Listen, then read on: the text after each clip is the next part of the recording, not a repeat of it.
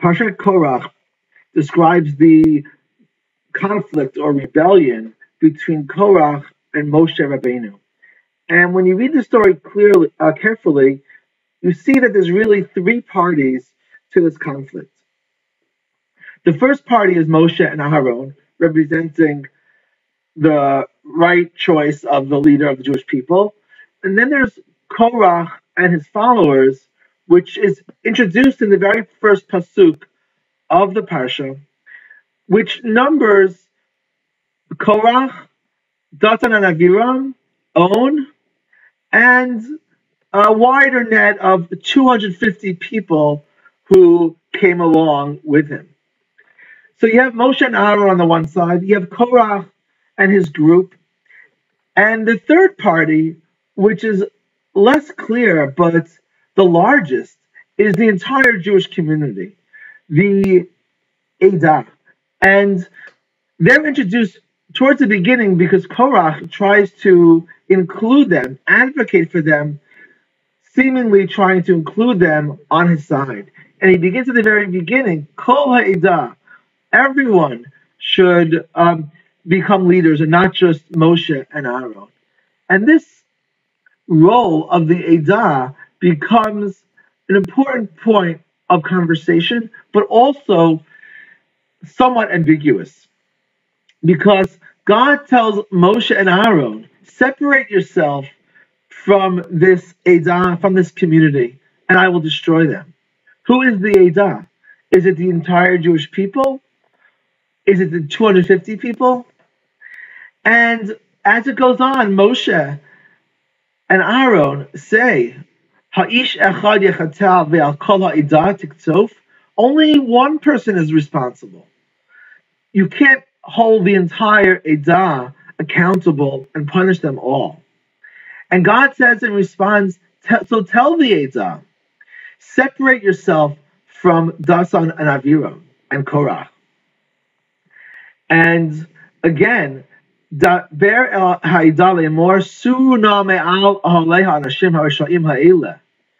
must separate yourself, the Edah, from those who are really responsible and guilty of this rebellion.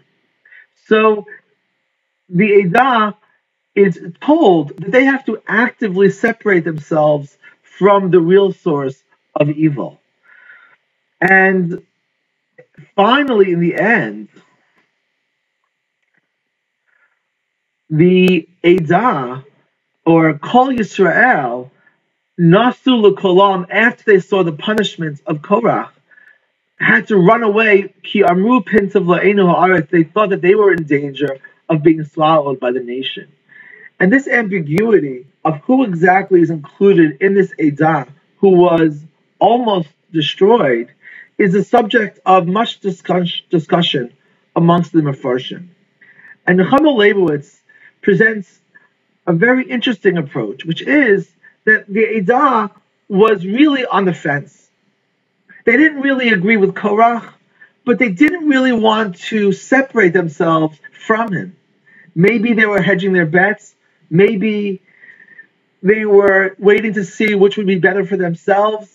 Maybe they just didn't want to get involved in the conflict. And they stood in the middle. And what God told Moshe and Aaron is that if the Edah wants to be saved, it's not enough to just stand next to Korach without believing in their hearts. But they'd have to actively separate themselves even a little bit by stepping away from Korach. And that was their responsibility. And she compares it to Haran, Abraham's brother, who was with Moshe according to the with Abraham according to the Midrash. And when Abraham was thrown into the furnace by Nimrod, Haran was thinking, maybe I should join Abraham, maybe I shouldn't. And he said to himself, according to the Midrash, let me wait outside and see what happens. And if Abraham is saved, I'll go in. And if he's not saved, I'll pass. And he saw Abraham was saved, so he jumped in and he was consumed. And the message she draws from this is that it's not enough to stand by and be passive, but sometimes we need to be active in taking a stand and choosing that which is right. And what's important about this episode is that it teaches us that it's not only the decisions of the leaders that's important, but also the decisions of Kol Ha'edah and Kol Yisrael. And I believe that this is true not only about controversial issues, about conflicts, but also about non-controversial issues, where we also are tempted sometimes to be passive. Let's say a group is gathering together to pack clothing for people who need it, to visit the sick, to help gather a minyan at the Hillel for a new minyan, whatever it may be, a cause that we completely agree with. But sometimes we're tempted to be passive and sit back and say, I agree with that. I want it to happen. I want the needy to get what they need. I want the Jewish community to have what it needs. But I'm sure someone else will do it. And I think that the message of these stories, according to Nechama Leibowitz, is that it's not enough to know what's right, but to actively participate, to demonstrate what we believe, and to be active in bringing about that which we need for our world and our community to make them happen by ourselves and not leave them for others.